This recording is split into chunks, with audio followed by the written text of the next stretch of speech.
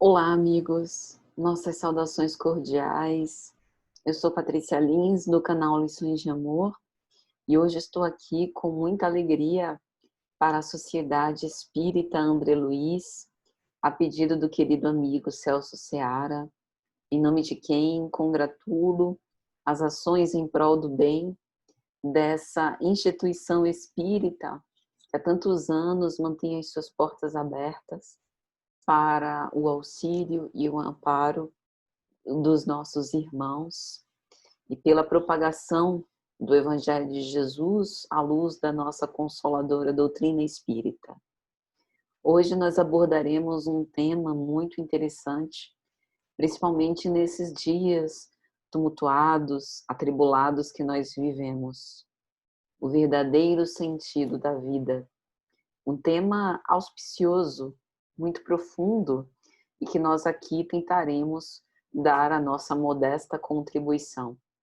Desde já, a nossa gratidão por essa oportunidade de serviço, rogando a Deus, aos benfeitores espirituais, aos espíritos bons, aos nossos guardiães, que nos envolvam, que nos amparem com a sua luz, com a sua paz, a fim de que nós possamos nos ater àquilo que é essencial nos ensinamentos do Cristo, e que todos aqueles que se conectem conosco neste momento possam se beneficiar dessa mensagem que promana de Jesus, qual fonte de água viva, fonte cristalina, que dessedenta e aplaca todas as nossas dores. Que o Senhor então seja conosco, hoje, agora e sempre. Que assim seja. Então, amigos, vamos lá. Mary Louise von Franz, nascida em 1915, trabalhou durante quase 30 anos com Carl Gustav Jung. Ela formou-se analista, uma das sumidades da psicologia analítica junguiana. Tendo um convívio muito próximo com ele, se tornou uma das maiores referências da psicologia analítica, da psicologia profunda no século XX. A colaboradora mais virtuosa de Jung se dedicou ao longo dos anos da sua vida numa abordagem muito específica, tanto na área da interpretação dos sonhos, conforme uma visão simbólica, psicológica, como prediz a psicologia analítica de Jung, como também se debruçou no estudo dos contos de fadas, dentre outras temáticas muito interessantes. E há um livro da editora Paulus, A Busca do Sentido, que retrata e transcreve entrevistas radiofônicas feitas com Mary-Louise von Franz, que são muito especiais e que nos trazem muitos ensinamentos, a fim de que nós possamos começar a refletir em torno do verdadeiro sentido da vida. Logo no prefácio da obra, vai dizer que na busca da alma e do sentido da vida, o homem descobriu novos caminhos que o levam para a sua interioridade. O seu próprio espaço interior torna-se um lugar novo de experiência. E esse é um ponto marcante das nossas reflexões aqui neste momento. Porque a nossa sociedade atual do século XXI, uma sociedade que tenta estimular os indivíduos para que tenhamos o máximo desempenho, que em geral não nos vê como irmãos, como parceiros, como companheiros de marcha, como amigos, mas sim nos coloca como adversários, como concorrentes, como competidores, nos exige uma performance que muitas vezes nos adoece. A nossa sociedade é marcada pelo excesso de positividade, em que há um verdadeiro culto às emoções positivas, por assim dizer. A alegria, a euforia, o gozo, que tem um pouco a ver com essa visão hedonista, são exaltados. E o lugar da tristeza, o lugar do recolhimento, o lugar, inclusive, das pausas para observar e validar as nossas emoções que são consideradas negativas, como aquelas que nos deixam mais ensimismados, mais recolhidos, mais reflexivos. Em geral, essas, a nossa sociedade meio que nos apresenta distrações para que a gente não se fixe nelas. É como se nós estivéssemos desprezando a angústia de viver. É como se nós repudiássemos o mal-estar de nos encontrar nessa própria sociedade consumista e que também nos transforma em objetos de consumo.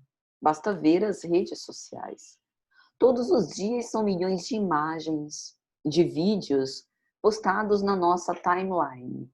E as 24 horas do dia são insuficientes para que a gente consiga dar conta de todo aquele material. Quando a gente mal se apropriou de uma imagem, buscando-lhe o significado, buscando simbolizar aquela imagem, dar um sentido, quem sabe até nos identificar ou repudiá-la, já vem uma outra imagem que a substitui. Esse é o retrato de uma sociedade que tem um gozo escópico, que busca ser visto e que busca ver aquilo que se passa no terreno do vizinho, aquilo que se passa nas condições dos outros e que quase sempre é marcado de ilusões. Porque nas redes sociais nós temos um culto à personalidade, um culto à imagem que a gente deseja exibir para o mundo e que quase sempre é bem diferente da nossa essência, da essência que carrega as sombras, que carrega esse lado obscuro que eu não desejo popularizar, publicar nas minhas redes sociais. Então, aquilo que eu exibo é a parte mais bonita, mais palatável, mais agradável, a parte que vende, a parte que atrai as curtidas, os likes, os compartilhamentos e os comentários. É por isso que é muito raro a gente ver alguém tirar uma foto chorando ou num momento de grande perda afetiva, material, e tornar isso público. Nós vemos fotos do sucesso, vemos fotos do luxo, vemos fotos de festa, de sorrisos, de momentos de alegria. E alguns vão dizer, mas é lógico, Patrícia, nós precisamos eternizar esses momentos que valem a pena ser recordados e serem revividos. Ninguém quer fazer aqui apologia à tristeza. E eu concordo com isso. A gente tem que comemorar mesmo. A vida é um ode à alegria. Mas onde está o momento em que a gente experimenta esses pantanais da alma, como diz James Hollis, psicólogo junguiano formidável? Qual o momento em que a gente adentra no terreno escuro dos nossos sentimentos e das nossas emoções mais obscuras, aquelas que a gente quer disfarçar, e se defronta com essa face desconhecida de nós mesmos? E talvez a pandemia pelo coronavírus, freando a urgência e fazendo com que a gente alterasse as prioridades que nós instituímos para as nossas próprias vidas, meio que funcionou como um freio para que a gente voltasse o nosso olhar para o lado mais importante, que não é o lado de fora, mas sim o lado de dentro. Isso não significa dizer de modo algum que a gente deve se isolar dentro de casa e a partir desse momento viver sozinho, afastado das outras criaturas. Pelo contrário, a lei de sociedade é apontada por Kardec e os bons espíritos em O Livro dos Espíritos como uma das leis morais. Porém, nós também precisamos de momento de recolhimento, de interiorização, para o desenvolvimento dessa espiritualidade, seja dentro ou fora da religião. E aí a gente vai descobrir, como dizia Santa Teresa d'Ávila, as moradas do nosso castelo interior. A nossa consciência vai se expandir e o nosso olhar interno vai aplacar a nossa cegueira de nós mesmos. E vamos reconhecer dentro de nós um lugar que vale a pena ser morado, um lugar que vale a pena conhecer, um lugar que é repleto de novas experiências, como diz Mary-Louise von Franz. Mas para isso, precisamos nos descobrir. E na primeira entrevista dessa obra, é citada a lenda de Merlin, que fala de uma criatura que é filha de uma virgem com o diabo. E aí Mary von Franz vai falar que essa história simboliza muito bem a saga humana. Cada um de nós temos um lado obscuro e um lado luminoso. Para a própria psicologia junguiana, o próprio problema da modernidade é o problema do mal. E aí Mary von Franz vai dizer, a questão do mal em qualquer pessoa é o problema da sombra, do mal que lhe é próprio, da sua sombra e do bem que poderia fazer e da felicidade que experimentaria como resultado disso. O problema da sombra é o problema daquilo que nós queremos ocultar debaixo do tapete. É o problema da nossa negação. É o problema do orgulho que ainda tem raízes profundas dentro de nós, mas que nós repudiamos, como se a gente quisesse passar a imagem de uma santidade que nós ainda não alcançamos. O problema da sombra é o problema do egoísmo, que ainda está mesmo em assuntos de virtude, porque não raro a gente trabalha nas casas espíritas, trabalha em outras instituições de fraternidade, mas a gente quer fazer as coisas do nosso jeito, sem se importar muito com a opinião dos outros. E quando a nossa opinião não é benquista, a gente já se melindra, a gente já se irrita, já se afasta, porque está sendo incomodado. Então, a sombra também precisa ser visitada. Se esse lado obscuro for insistentemente negado, ele não deixará de existir. Ele terá mais força. É preciso, por isso, lançar luz a esses terrenos obscuros e sombrios do nosso interior. Analisar as nossas más inclinações, as nossas imperfeições, porque é justamente aí que a gente tem condição de ser feliz. Essa é a proposta. A proposta principal do autoconhecimento não é necessariamente atingir a plenitude, mas atingir a felicidade. E lá em O Céu e o Inferno, por Allan Kardec, a gente tem que o homem só é infeliz porque se afasta da lei de Deus, que está inscrita na nossa consciência. Então, todas as vezes que a gente utiliza mecanismos de fuga para anestesiar a nossa consciência, porque quando a gente toma uma decisão, e essa decisão é equivocada, no fundo a gente sabe que aquilo não foi a melhor ação que a gente poderia tomar. E a nossa consciência nos alerta. E aí a gente pode utilizar diversos mecanismos para calar essa voz, nos afundar nos trabalhos. A gente pode se distrair com prazeres externos. A gente pode desdobrar raiva e agressividade sobre os outros, mas no fundo, nós continuamos enfermos. Nós continuamos experimentando infelicidade. Nós continuamos com o mal em nós, que nada mais é do que a ignorância do bem que poderia nos fazer felizes.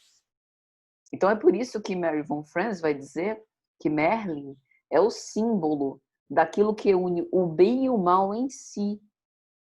Ele não necessariamente praticava o mal. Não era exatamente uma criatura perversa, maldosa, cruel. E aí, quando a gente vai compulsar o Livro dos Espíritos, na questão 642, Kardec pergunta aos bons espíritos, para agradar a Deus e assegurar a sua posição futura, bastará que o homem não pratique o mal? E os bons espíritos são categóricos. Não. Cumpre-lhe fazer o bem no limite das suas forças. E isso é interessante porque cada um de nós é que vai definir o limite das nossas capacidades. Quando o outro do lado de fora disser, eu acho que você não aguenta mais, a gente reúne as forças da fé que nos abastece, que nos estrutura, que nos edifica. Eu aguento mais um pouco, eu ainda posso suportar, ainda posso dar um pouco da minha melhor parte. E aí os bons espíritos continuam, porquanto responderá por todo o mal que haja resultado de não haver praticado o bem. Aqui a gente percebe que a omissão também é uma tomada de decisão. Nós decidimos sempre, também quando somos omissos. Quando a gente deixa de praticar uma boa ação, nós decidimos não fazer o bem. E isso, por si só, pode gerar uma consequência de que somos diretamente responsáveis. E aí a gente percebe que talvez o sentido verdadeiro da vida esteja relacionado a fazer todo o bem que nós pudermos no limite das nossas necessidades. Não para sermos bonzinhos, não para sermos perfeitos, mas porque essa é a finalidade. Quando a gente analisa o Evangelho segundo o Espiritismo, no capítulo 17, sede perfeitos, nós temos ali a rogativa apresentada pelo Cristo. Sede, pois, perfeitos, como perfeito é o vosso Pai Celestial. Ou seja, que nós possamos atingir a finalidade de ser humano, porque a gente ainda está aprendendo a ser humano. Jesus apresenta o protótipo do ser humano integral, aquele que passou por todos os processos que nós ainda haveremos de passar. E venceremos, se Deus quiser. E depois que passarmos por esses processos, atingiremos esta finalidade que tem tudo a ver com a felicidade ou com as bem-aventuranças de que o Cristo nos falou no Sermão da Montanha. Ali era um relato crístico da felicidade que ele experimenta por ter atingido a finalidade existencial do ser humano. Ele que já era sobre-humano, falava sobre o sentido da vida, que começa com a humildade. Bem-aventurados os pobres pelo espírito, porque é deles o reino dos céus. Jesus o tempo inteiro nos faz refletir que esse sentido da vida não está para fora, mas está para dentro. Porque se estivesse para fora, e se nós tivéssemos a necessidade de contar com intermediários, contar com diversas situações específicas para a construção do reino dos céus, essa seria uma bengala psicológica que nós usaríamos. Aí, tá vendo? Eu não consigo ou eu não posso ser feliz porque eu não tenho condições. E então, quando Jesus nos confere autonomia, ele mostra que as condições somos nós que criamos, em qualquer condição que estejamos. Ele escolhe vir numa manjedoura simples, num palheiro. Ele escolhe vir de uma mãe simples, muito jovem, com um coração bom. Ele escolhe vir numa época que a gente não tinha internet de alta velocidade nem redes sociais. Ele escolhe vir numa cidade quase desconhecida.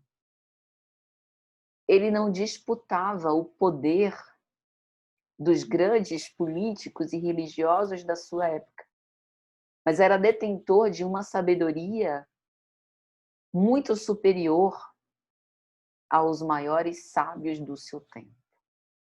Jesus mostra que a nossa riqueza está dentro e que o sentido da vida está em descobrir esse manancial, essas preciosidades que estão dentro de nós. Fala que essas aparências, que esses ritos exteriores, tudo isso passa e que a gente não deveria se preocupar excessivamente com isso, porque isso é apego a bens materiais. Às vezes a gente acha que o apego aos bens materiais é só gostar dessa camisa, gostar de dirigir meu carro, de ficar na minha casa. Apego aos bens materiais também é apego às minhas convicções, às minhas ideias, também é apego às minhas concepções, aos laços afetivos que eu desenvolvo, porque isso também passa.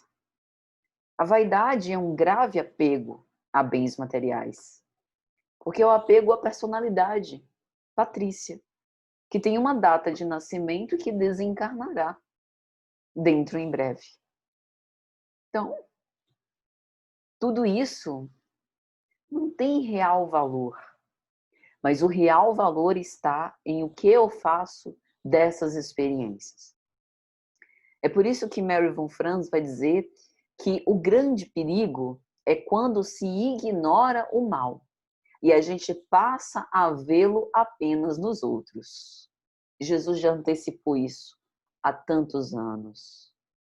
Vede o cisco no olho do teu irmão e não vês a trave que está no vosso. Não julgueis, para que não sejais julgados. E aqui é muito interessante a gente fazer uma distinção entre juízo de fato e juízo de valor. Porque algumas pessoas defendem o seguinte: Patrícia, então quer dizer que a partir de agora eu devo colocar lentes cor-de-rosa sobre os meus olhos e eu não devo mais reconhecer a violência no mundo? Não devo mais reconhecer que tem pessoas que cometem crimes? Não devo mais reconhecer as viciações, as pessoas que cometem deslizes morais, como tráfico de pessoas, tráfico de drogas, tráfico de armas, que superfaturam equipamentos de saúde que poderiam salvar vidas, que fazem interceptação de mercadorias e contrabandeiam? Não é isso. Mas esse é o mal exposto, esse é o mal visto, e é importante ter o juízo de fato para analisar racionalmente que essa é uma realidade que eu não quero para a minha vida. Essa é uma opção que não faz parte do meu rol de opções. Mas a opção do outro é do outro. E a legislação, os executores, aplicadores da lei, que se encarreguem de direcionar esse entendimento de acordo com as suas atribuições. Então, se está sob a nossa responsabilidade tomar uma ação sobre isso, que nós façamos, sem afetação, sem desejo de vingança, sem nos regozijar com a humilhação do outro. Porém, se não for a nossa responsabilidade, que nós tomemos o exemplo para algo que nós não queremos repetir na nossa vida. Porque quando a gente se fixa muito no mal, o mal acaba fazendo parte de nós. Esse é o juízo de valor. Muitos de nós temos o mau hábito de dizer o que é certo e o que é errado em cada ação dos nossos semelhantes. E o mesmo tempo que a gente usaria para analisar as nossas ações, a gente desvia julgando as ações do outro. É nesse sentido as palavras de Jesus. Que a gente utilize o tempo que nos resta, a nossa inteligência, a nossa capacidade de análise, o nosso discernimento para configurar e julgar as nossas próprias ações, porque são estas que nós podemos mudar, que nós temos a responsabilidade e o dever de cuidar. Porque vai dizer o nosso querido codificador em o Evangelho segundo o Espiritismo, o verdadeiro espírita é aquele que reconhece, que olha, que identifica, que investiga as suas más inclinações e se esforça em combatê-las. Se esforça em ser no dia de amanhã melhor do que foi na véspera. E isso só pode acontecer se nós tivermos um olhar sincero sobre as nossas próprias ações e comportamentos. E aí ela fala sobre a projeção, que pode ser definido como um conflito neurótico reprimido em mim, que eu identifico nos outros. Invejoso é você, orgulhoso é você, errado é você. Eu sou o modelo de santidade sobre a terra. Eu estou acima do bem e do mal, eu não erro, eu não me equivoco, eu não cometo esse tipo de delinquência. Vê como conscientemente a gente tira os nossos olhos de nós mesmos para depositar nos outros. A gente precisa andar com mais lucidez. E aí Mary von Franz vai citar Alfred Adler falando sobre o instinto de dominação e poder. E aí ela vai colocar que a maior necessidade que nós temos é de tornarmos-nos aquilo que nós somos, no sentido dos potenciais da nossa alma, as potências da alma, como vai escrever Leon Denis em O Problema do Ser, do Destino e da Dor. A psicanálise, por exemplo, ao analisar os nossos sonhos, atos falhos, lapsos verbais, xistes, sintomas, visa buscar esses rastros do inconsciente para que a gente possa se apropriar daquilo que a gente é, sem as fugas. Embora a gente precise enfrentar as nossas resistências, mas a gente acaba se equipando de todos esses recursos para que a gente possa analisar quem realmente nós somos. E de todas as neuroses, hoje, talvez a mais atual, que esteja por trás desses transtornos psíquicos, psiquiátricos, que tem grande quantidade, que funcionam quase como uma epidemia, que tem tantos casos diagnosticados, chamados de transtorno de ansiedade, de síndrome do pânico, transtorno depressivo, estresse pós-traumático, distorção de autoimagem, vazio existencial ou simplesmente angústia. Qual a raiz disso? Uma espécie de sentimento que a vida não tem sentido, que a vida está vazia. Que falta? Num século que nós temos tudo, informação, lugar de fala, oportunidade de se expressar, de falar, de ser ouvido, um século em que as comunicações estão ultra rápidas, em que a gente consegue visitar um museu de casa, mas que carecemos do contato autêntico com outra alma humana, que conhecemos tudo do lado de fora, mas desconhecemos praticamente tudo do lado de dentro. Um século marcado por uma vida interior vazia, por uma vida moral em subdesenvolvimento. E aí, Mary von Franz vai apontar, nesse desfecho formidável das suas entrevistas, o único caminho para a busca desse sentido parece estar na direção do desenvolvimento do sentimento e a integração com a sua consciência. Jesus há mais de 20 séculos disse isso. Onde está o teu tesouro, aí também estará o teu coração. No diálogo inesquecível de Jesus com a mulher samaritana, mulher, se soubesses, quem te pedirias água? Quem te pedes água neste momento? Seria tu que me pedirias. E a água que eu tenho para te dar te dessedentará e nunca mais voltarás a ter sede. A água lustral do Evangelho que nos preenche, porque nos coloca em contato com o divino que há em nós. A água do Evangelho que nos dessedenta, que nos sacia a sede e que a gente não volta mais a ter sede.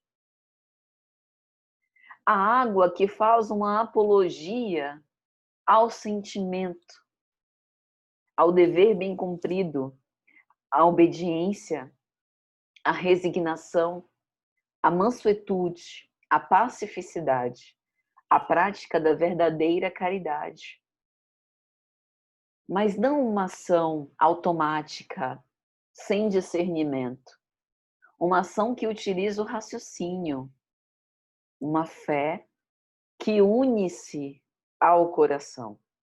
Como vai dizer Kardec, a aliança entre a ciência e a religião.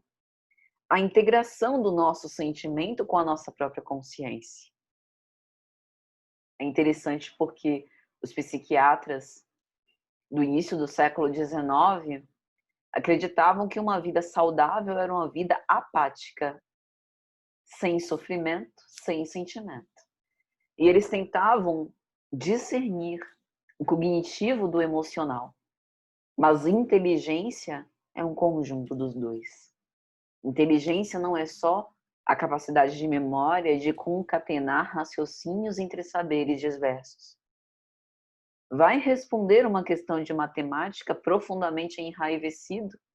As nossas emoções o tempo inteiro influenciam no aspecto cognitivo? É por isso, meus amigos, que as asas da libertação espiritual são duas: a inteligência e o sentimento. O amor e a sabedoria conjugados para a libertação de nós mesmos e para a busca do verdadeiro sentido da vida. Trago aqui mais um nome exemplar quando a gente fala sobre sentido da vida. Viktor Frankl. Na obra Em Busca de Sentido, um psicólogo no campo de concentração, nós temos uma obra inesquecível de Viktor Frankl. Nascido em 1905, em Viena, ele desenvolve uma psicologia que chama de logoterapia, que se baseia justamente na busca do sentido, que compreende o ser humano com as suas dimensões diversas, o aspecto terapêutico, o aspecto noético, espiritual, físico e psíquico. A logoterapia é estruturada numa análise existencial, também chamada de existencianálise, em que nós somos convidados a estabelecer nós mesmos qual o verdadeiro sentido para a vida. E Viktor Frankl tinha propriedade para falar, porque, sobrevivente a 4 campos de concentração, ele demonstrava uma grande resistência do espírito. E ele estrutura na liberdade e responsabilidade, para que o ser tomasse parte da sua consciência e com isso conseguisse combater o vazio existencial. A logoterapia é estruturada com base em 3 pilares principais, que também são chamados de 3 valores. Valores de criação, a busca do sentido da vida, quando nós criamos um trabalho ou praticamos uma ação no bem. Os valores da experiência, a busca do sentido da vida quando nós experimentamos algo ou encontramos alguém que para nós é muito revelador nessa busca do sentido, e valores de atitude, quando nós, pela atitude que tomamos frente ao sofrimento inevitável, buscamos aí o sentido da vida. Esse último valor parece bem pertinente àquilo que passou o Viktor Frankl. E aí ele vai dizer que amar é justamente experimentar outro ser humano na sua originalidade própria. O amor não tem nada a ver com esse sentido de poder, da gente querer controlar os pensamentos do outro, stalkear, é minha propriedade. É como se a gente estivesse apreciando um quadro. E é interessante porque muitos colocam essas metas para a felicidade, como se o sentido da vida estivesse num relacionamento, como se o sentido da vida estivesse em conseguir se realizar profissionalmente, como se o sentido da vida estivesse num lugar, numa posição, em alguma coisa. Por que será que a gente retira, desfoca, sai do centro das nossas atenções quando a gente fala em sentido da nossa própria vida? Por que que a gente compra sentidos da vida que são vendidos como se o outro soubesse o que é melhor para nós? Quem vive a nossa vida somos nós. Então, o sentido da vida é um caminho pessoal de autodescoberta, que não dá para terceirizar. E aí, nessa obra, Em Busca de Sentido, um psicólogo no campo de concentração, tem um trecho muito emocionante, Quando Nada Mais Resta, que Viktor Frankl vai dizer o seguinte: vez por outra eu olho o céu, aonde vão empalidecendo as estrelas, ou para aquela região no horizonte em que assoma a alvorada por detrás de um lúgubre grupo de nuvens. Mas agora meu espírito está tomado daquela figura, a qual ele se agarra com uma fantasia incrivelmente viva, que eu jamais conhecera antes na vida normal. Converso com minha esposa. Eu a ouço responder, a vejo sorrindo, vejo o seu olhar como que a exigir e a animar ao mesmo tempo, e tanto faz se é real ou não a sua presença. O seu olhar agora brilha com mais intensidade do que o sol que está nascendo. Um pensamento me sacode. É a primeira vez na vida que experimento a verdade daquilo que tantos pensadores ressaltaram como a quintessência da sabedoria, por tantos poetas cantada. A verdade de que o amor é, de certa forma, o bem último e supremo que pode ser alcançado pela existência humana. Compreendo agora as coisas últimas e extremas, que podem ser expressas em pensamento, poesia, em fé humana, a redenção pelo amor e no amor. Passo a compreender que a pessoa, mesmo que nada mais lhe reste neste mundo, pode se tornar bem-aventurada, ainda que somente por alguns momentos, entregando-se interiormente à imagem da pessoa amada. Na pior situação exterior que se possa imaginar, numa situação em que a pessoa não pode se realizar através de alguma conquista, numa situação em que a sua conquista pode consistir unicamente num sofrimento reto, num sofrimento de cabeça erguida, nessa situação, a pessoa pode se realizar na contemplação amorosa da imagem espiritual que ela porta dentro de si da pessoa amada. Pela primeira vez na vida, eu entendo o que quer dizer: os anjos são bem-aventurados na perpétua contemplação em amor de uma glória infinita. É importante a gente entender o contexto para entender essas palavras de Viktor Frankl. A sua esposa havia morrido. E ele, passando pela experiência do campo de concentração, o que o mantinha vivo era a imagem mental da sua esposa. Por isso que ele diz, não importa se ela está viva ou se é apenas uma imagem, o que importa é que, para mim, isso me confere sentido de viver. Então a gente pode se apropriar desse texto de Viktor Frankl e transformar o amor nesse amor universal, nesse amor fraterno, nesse amor ágape, de que nos fala o apóstolo Paulo na sua epístola aos Coríntios, hino à caridade. Ainda que eu entregasse meu corpo para ser queimado sem amor, de nada disso me aproveitaria. Poderia dar tudo que tenho aos pobres, mas sem amor, de nada disso valeria. Do que vale a nossa vida sem amor? Do que vale todos os bens materiais, todos os recursos, toda a inteligência, todas as habilidades, se a gente não tem amor, ou seja, se a gente não usa isso para o progresso nosso e dos outros, se a gente não compartilha, se a gente não divide, se a gente não convida para uma experiência comum. E aí, meus amigos, na obra Jesus no Lar, de Neio Lúcio, psicografia de Chico Xavier, tem uma história muito bacana, A Receita da Felicidade, que fala sobre o verdadeiro sentido da vida. Narra Neio Lúcio que Tadeu fazia queixas, dizendo que precisava enfrentar muitas discórdias e sofrimentos, e que ele desejaria a paz de todos. Na ideia de Tadeu, todo mundo deveria ter a mesma ideia. Todo mundo deveria pensar do mesmo jeito.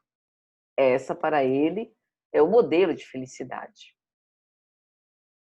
E aí ele diz que tudo que ele mais gostaria era que todos o compreendessem, todos reconhecessem suas boas intenções, todos morressem de amor por eles, o estimassem.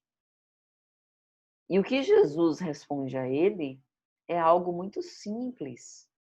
Seja você o exemplo de felicidade e de compreensão. Seja você aquele que estima e que ama primeiro. Mas a gente só consegue alcançar esse verdadeiro sentido da vida se a gente desenvolver uma nova forma de ser. Porque a gente sabe como ter, como conquistar, a gente sabe como estar, mas a gente pouco sabe como ser. Ser e não ter que ser feliz para mostrar a ninguém. E só quem sabe somos nós. Porque o algoritmo, por exemplo, do Facebook, pode até saber qual é a nossa foto mais curtida, mas ele não sabe qual é a foto que nos faz mais feliz, que nos traz mais recordações boas, que valem a pena rememorar. A gente só alcança esse entendimento com o silêncio interior. Quando o mundo nos convidar para as fugas, que a gente educadamente se abstenha. Conviva no mundo, sim, mas sem agitar-se, sem afetar-se. Na obra Desperte e Seja Feliz, por Joana de Ângeles, a nossa querida benfeitora vai nos lembrar no capítulo 29 sobrevivência e libertação dos cristãos primitivos. E aí Joana nos recorda que os cristãos primitivos, mesmo na sua limitação orgânica, eles sentiam-se numa experiência passageira e com isso esperançavam, ansiando a luminosidade do amanhecer eterno, confiando em Deus. Será que a gente confia em Deus? Ou mesmo nós espíritas, que sabemos da imortalidade da alma, que estudamos a imortalidade da alma, mas não vivemos ainda conforme a imortalidade da alma, também estamos com medo. Será que nós confiamos na promessa, como os hebreus lá no Antigo Testamento? Joana, na mesma obra, vai dizer: para alcançar a libertação, os cristãos primitivos desenvolviam os sentimentos nobres, refundiam a esperança no futuro, guardavam as reflexões em torno do amor eterno, nunca se detendo a considerar o trânsito carnal como uma realidade planificadora. Esse é o nosso problema. A gente quer buscar a felicidade neste mundo, mas a felicidade não é deste mundo. Isso não significa que a gente vai viver nessa vida melancólico, triste e torcendo para que a morte nos pegue quando a gente dobrar a esquina. Mas aproveitar essa experiência para que a gente desenvolva os aprendizados necessários a fim de que isso colabore de algum modo com o nosso aperfeiçoamento moral. Para que a gente possa alcançar a libertação, a gente precisa viver bem as nossas cadeias, como dizia o apóstolo Paulo. Mesmo preso, falava sobre o Evangelho de Jesus. Ele dizia: porque eu sou embaixador em cadeias. E às vezes a gente quer se livrar de conjunturas difíceis, de situações dolorosas, alguns pelas portas do suicídio, outros desesperamos frente a situações que a gente precisa só aguardar e confiar. Quando a gente não tem mais nenhuma ação sobre uma determinada coisa. Tem momentos que a gente só precisa obedecer e se resignar, alimentando essa esperança não pela inação e paralisia, mas pelo bom combate, que é esse trabalho interno que nós tanto adiamos. E aí, meus amigos, desenvolvendo todos esses desafios, a gente vai buscando o verdadeiro sentido de viver. Já caminhando para o final, Ariano Suassuna, numa entrevista, ele cita um poema muito interessante de Leandro Gomes de Barros, O Mal e o Sofrimento. E eu acredito que esse poema nos traz preciosas reflexões sobre o verdadeiro sentido da vida. Olha que interessante. Se eu conversasse com Deus, eu iria lhe perguntar: por que é que sofremos tanto quando viemos para cá? Que dívida é essa que a gente tem que morrer para pagar? Perguntaria também como é que ele é feito, que não dorme, que não come e assim vive satisfeito. Por que foi que ele não fez a gente do mesmo jeito? Porque existem uns felizes e outros que sofrem tanto? Nascemos do mesmo jeito, moramos no mesmo canto. Quem foi temperar o choro e acabou salgando o pranto? Esse poema é uma preciosidade, porque ele fala sobre o sofrimento, a angústia de viver. A gente não tem tudo. A gente é experimentado na dor. O Espírito Amigo diz em O Evangelho segundo o Espiritismo: a dor é uma bênção que Deus envia aos seus eleitos. É um momento de reflexão, de ponderação. É um momento de avaliação. Não de culpa, não de castigo nem punição, mas um momento para buscar o verdadeiro sentido para a vida. O poeta ignora, mas Deus, sim, nos fez do mesmo jeito. Mas ele, com a sua sabedoria, conferiu-nos o direito de ter as nossas próprias escolhas e experiências. Dotou-nos do livre-arbítrio, para que nós escolhêssemos o caminho individual e buscássemos cada um, na direção que quisermos, o verdadeiro sentido da vida. Ele nos aguarda. Ele não quer que as suas criaturas sejam rascunhos imperfeitos. Quer que sejam obras reluzentes. Por isso criou-nos perfectíveis. E é através das boas escolhas, dotados não só do livre-arbítrio, mas também da consciência, onde as leis divinas estão inscritas, que a gente tem condição de escolher cada vez melhor. Basta o nosso querer. Se a gente quiser sofrer, tem pranto. Salgado que só. Mas se a gente quiser sorrir, também tem sorriso para iluminar a nossa vida. As dificuldades, elas são importantes, porque pela inteligência a gente busca uma forma de aliviar o sofrimento e uma forma de nos alinhar aos propósitos sublimes e buscar o sentido de viver. Para Paulo de Tarso, viver é Cristo e morrer é ganho, disse ele aos Filipenses, capítulo 1, versículo 21. Filipenses. Será que para nós, Cristo já é a nossa razão de viver? Dito de outro modo, a mensagem que o Cristo é porta, a mensagem de que Ele propagandeia, que Ele trouxe como caminho, verdade e vida. Ou nós ainda estamos buscando no lugar errado o sentido da vida? Só depende de nós. Então, meus amigos, que nessas nossas buscas, nós que somos caçadores de nós mesmos, possamos sempre optar pela felicidade, mas não a aparente. Possamos sempre optar pela paz, mas não a do mundo.